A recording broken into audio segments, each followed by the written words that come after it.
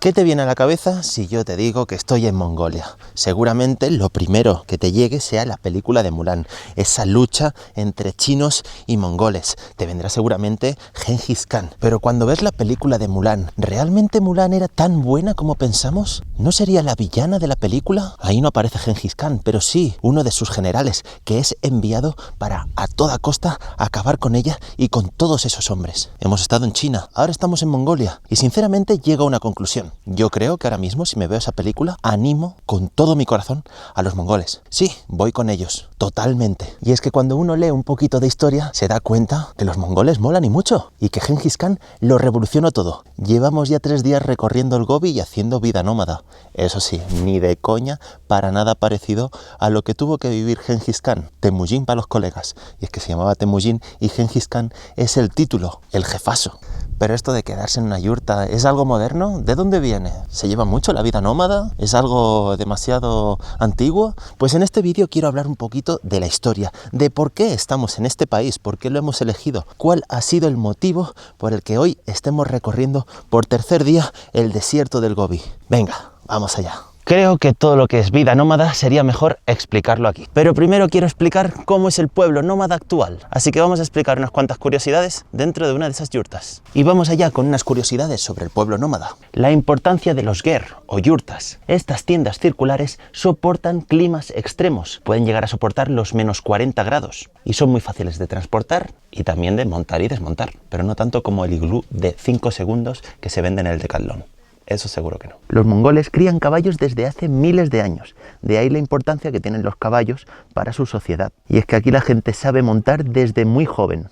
El caballo es el símbolo de libertad y una pieza fundamental para el crecimiento que han tenido a lo largo de los años. Y como dato curioso y friki, los Dothraki de Juego de Tronos están basados en los mongoles. Cada verano se celebra el Nadam, el Festival de los Juegos Varoniles. Es algo así como lo que ocurre en Harry Potter, la Copa de las 3 Casas que se celebraba cada 4 años, o cada 5, las Olimpiadas mongolas, donde se llevan a cabo 3 disciplinas: la lucha libre, el tiro con arco y las carreras de caballos. Es la fiesta nacional más importante y muestra su identidad nómada. Hablemos un poquito también de la dieta nómada. Aquí lo que nos vamos a encontrar sobre todo es carne, mayoritariamente de cabra y de oveja, aunque también comen vaca y caballo. Y por lo que hemos visto, también vamos a probar el camello. Se suele utilizar también el método del secado, carne deshidratada con el paso del tiempo. ¿Por qué? Porque antiguamente no tenían refrigeradores, no tenían energía. Entonces era el método para conservar la carne. A día de hoy aún se sigue utilizando. Y después también hay una bebida que se llama airak, que es como una especie de leche de yegua fermentada. Sobre todo si os van a dar leche de algún tipo de animal, que sea hembra. Siempre hembra. Y en cuanto a religión, ¿qué religión sigue esta gente? Antes del budismo, que es ahora una de las religiones más extendidas, los mongoles practicaban el chamanismo, que estaba centrado en la naturaleza y los espíritus. Hoy en día conviven varias religiones: el budismo tibetano, el chamanismo, el ateísmo y otras un poquito más minoritarias como son el cristianismo y el islam. Otra característica muy importante de los nómadas es su hospitalidad. Y es que siempre te van a recibir con té, con leche salada y pan, y algún que otro lácteo. Rechazar esa invitación puede ser una ofensa enorme. Bebeos todo lo que os pongan. Y para la última característica, mejor salimos fuera para explicarlo. Venga. Aún a día de hoy, alrededor del 30% del pueblo mongol vive de forma nómada o seminómada, mudándose varias veces al año para encontrar buenos pastos para sus animales. Y ahora sí, ha llegado el momento de explicar la historia de Mongolia, así que vámonos al pasado. ¡Viaje en el tiempo! Bueno, me faltaba un poquito de presupuesto para efectos especiales, pero ahí tenéis una tortuga de roca gigantesca. ¿Qué? Mola, ¿eh? Ya veréis más en nuestro canal de YouTube El Mundo es un Viaje. Hablemos un poquito de la historia de Mongolia. Hemos visto unos petroglifos que tienen más de 8000 años. Eso sí, seguramente el petroglifo más perturbador sea este. Aquí tenemos algo un poquito erótico. Encontramos a un señor agarrando a una fémina y se le puede ver cómo tiene el pene erecto, ¿eh? Se puede ver ahí cómo hay una escena de encamamiento. Wow, seguramente subían hasta aquí arriba, se quedaban solos, miraban esa piedra fijamente y le daban fuerte al Gengis Khan. También había ese erotismo para todos los gustos. contextos. Para aquellos que no habían encontrado una mujer o un hombre, en este caso tienes a un chico con la picha también colgandera y está agarrando a 2 cabras. ¿Qué va a hacer ese tío desnudo? Nunca lo sabremos porque solo tenemos esa imagen en esa piedra. Un poco raro. Estás completamente solo en esta estepa infinita y lo único que tienes es a tus cabras, tus hermosas y sexys cabras. La soledad mongola. Y diréis, ¿ahí ya estaban los mongoles? No, ahí habían pueblos nómadas de todos los lados. Si queremos hablar de mongoles, tenemos que ir al siglo XIII. En el siglo XIII lo que encontrábamos eran varias confederaciones de pueblos nómadas. Todas ellas rivalizaban unas con otras y se dedicaban a la agricultura, a la caza, a la ramadería. Eso sí, iban cambiando cada X tiempo, de ahí que fueran nómadas.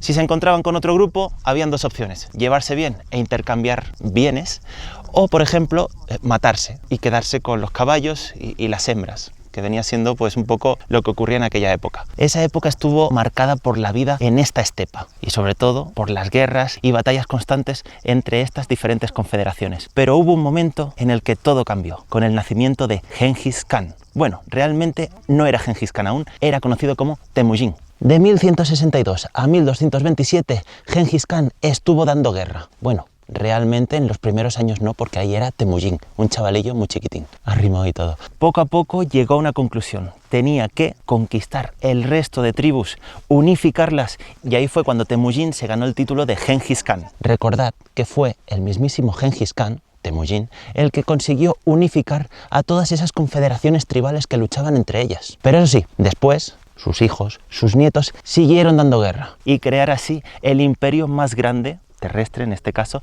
de la historia. El más grande fue de España, pero este fue el imperio contiguo, la masa de terreno más grande unificada en tierra por una sola civilización, en este caso la mongola. Este imperio terrestre era tan grande que se extendía desde Corea. Aunque pensando en coreano, los BTS tienen sangre de Gengis Khan, porque claro, en principio pasó por ahí su descendencia.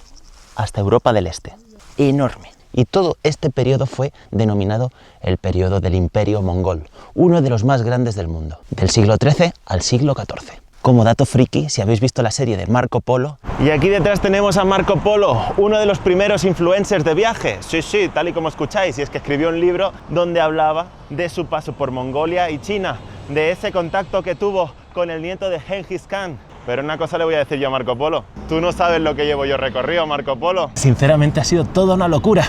Pero aún nos falta un añito más, así que suscribíos, porque hay muchos más países. ¡Coño, que me caigo! El que sale no es Gengis Khan, Temujin, es Kublai Khan, su nieto.